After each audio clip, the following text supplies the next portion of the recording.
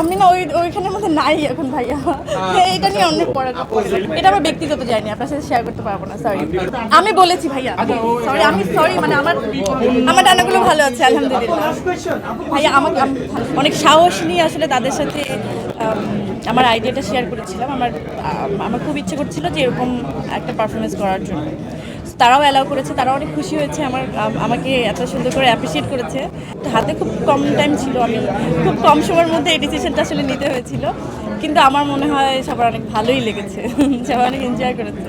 একটা সত্যি কথা বলবো, আপনার খেয়াল করলে হয়তো বুঝতে পারবেন, আমি যখন স্টেজে উঠছিলাম আমি জানি না এই ফিলটা আমি কীভাবে আপনাদেরকে বোঝাই। যখন আমি জাস্ট টার্ন করে আমি সবার দিকে তাকালাম, আমি সমস্ত নাচের মুদ্রা টুদ্রা সব কিছু হারিয়ে ফেলেছিলাম, কারণ আমি এতগুলো চোখ দেখছিলাম, আমি এই সাউন্ড সবার সামনে আমি তো নাচবো, তখন আবারও স্টার্ট করেছিলাম। আপনারা খেয়াল করলে হয়তো বুঝতে পারবেন যে আমি প্রথমে কিন্তু থমকে গেছিলাম, কারণ এই যে মিউজিকটার মানে এই সুরটা, এই টানটা, আমরা এখন বড় হয়েছি তো এটার মধ্যে কোথাও একটা আমাদের প্রাণের খুব কাছের একটা গান, তাই না? তো হ্যাঁ, আমি একটু স্লিপ করছিলাম ওই সময়। মাদারহুডের ব্যাপারটা তো আসলে ওই জার্নিটা তো আমি কমপ্লিট করেছি, বা আমি মাদারহুড জার্নিটার মধ্যে দিয়ে যাচ্ছি। তো ওই মা শব্দটার সাথে আমার অনেক বেশি হয়তো ওই কানেকশনটাই হয়তো সবাই দেখতে পেরেছে।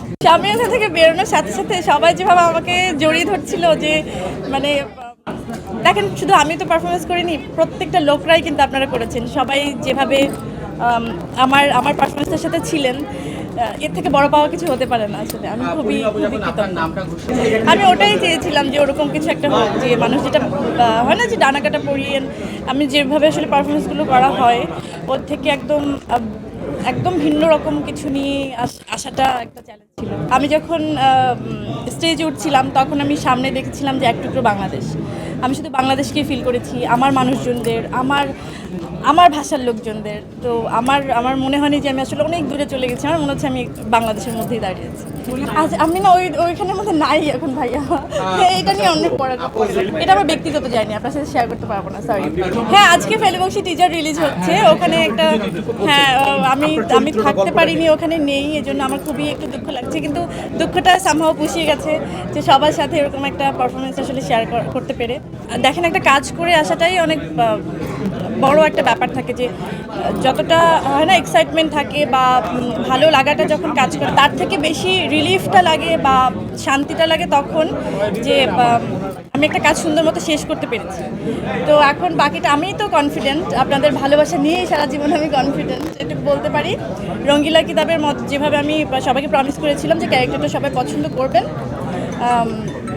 সবাই অ্যাপ্রিসিয়েট করেছেন, আমি কৃতজ্ঞ। আমার মনে হয় ফেলুবংশী ওরকম আপনারা সবাই পছন্দ করবেন, ক্যারেক্টারটা একদম different.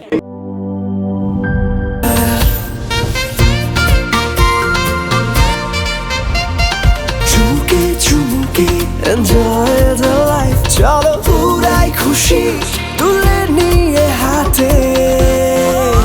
Cheer up, oh oh, cheer up, oh oh, cheer up, oh oh, cheer up. চিল হবে রিফ্রেশিং মুডে। চিয়ার আপ, চলো উড়াই খুশি।